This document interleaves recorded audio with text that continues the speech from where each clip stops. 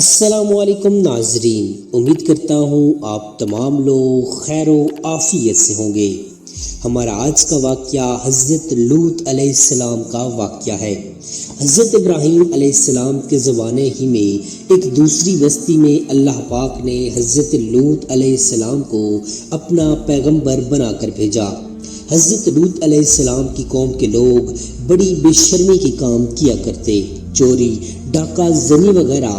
حضرت لوط علیہ السلام نے بار بار سمجھایا کہ تم ایسی بے شرمی کے کام کیوں کرتے ہو جو تم سے پہلے دنیا میں کسی نے نہیں کیے۔ تم عورتوں کو چھوڑ کر لڑکوں سے بے شرمی کی بات کرتے ہو۔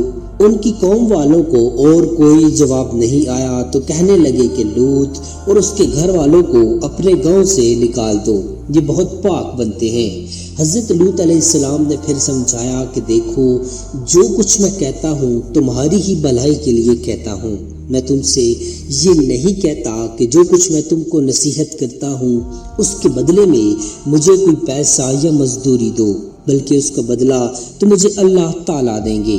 حضرت لوط علیہ السلام کی نصیحت کا ان پر کوئی اثر نہ ہوا اور کہنے لگے کہ جس عذاب سے تم ہم کو ڈراتے ہو، اگر تو سچا ہے تو ایک دن اس عذاب کو ہم پر لے آ۔ پھر کیا ہوا؟ آخر خدا کا غضب جوش میں آ گیا۔ اللہ نے فرشتوں کو خوبصورت لڑکوں کی شکل میں حضرت لوط علیہ السلام کے مکان پر بھیجا۔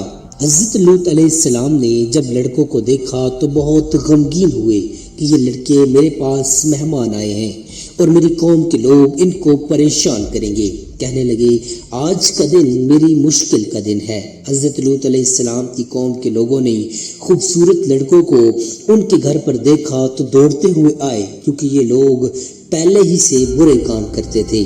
حضرت لوط علیہ السلام نے ان سے کہا کہ اے میری قوم، خدا سے ڈرو اور میرے مہمانوں کے بارے میں میری عزت خراب نہ کرو۔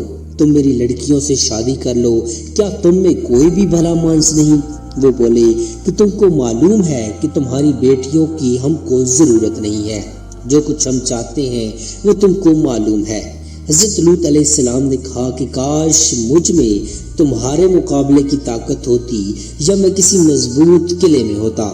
فرشتے جو خوبصورت لڑکوں کی شکل میں آئے تھے، انہوں نے حضرت لوط علیہ السلام کو اتنا غمگین دیکھا تو کہا اے لوط علیہ السلام، ہم تمہارے رب کی طرف سے بھیجے ہوئے فرشتے ہیں، یہ لوگ آپ تک ہرگز نہیں پہنچ سکتے۔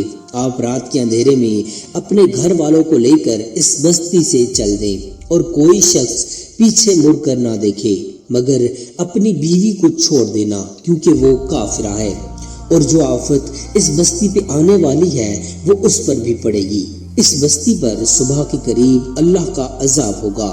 حضرت لوط علیہ السلام خدا کے حکم کے مطابق اپنی بیوی کو چھوڑ کر بقیہ اپنے گھر والوں کو لے کر رات کو اس بستی سے چل نکلے۔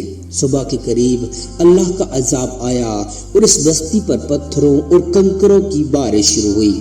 پھر اس بستی کو اٹھا کر الٹا دیا اور اس سے نیچے اوپر کر دیا، اور وہ بستی جس کے لوگ لڑکوں سے بے شرمی کی باتیں کرتے تھے اور حضرت لوط کے منع کرنے سے نہیں مانتے تھے، سب فنا ہو گئے۔ یہ تو تھی ان کی دنیا میں خرابی اور دوزخ کا عذاب۔ اللہ تعالیٰ کے ہاں جا کر ملے گا وہ علیحدہ۔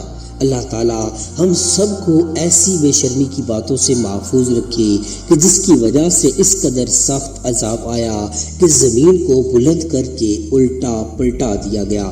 امید کرتا ہوں آپ کو ہمارا آج کا واقعہ پسند آیا ہوگا۔ مزید ایسی انفارمیٹیو ویڈیوز دیکھنے کے لیے چینل کو سبسکرائب کر لیجیے۔ جزاک اللہ خیرہ۔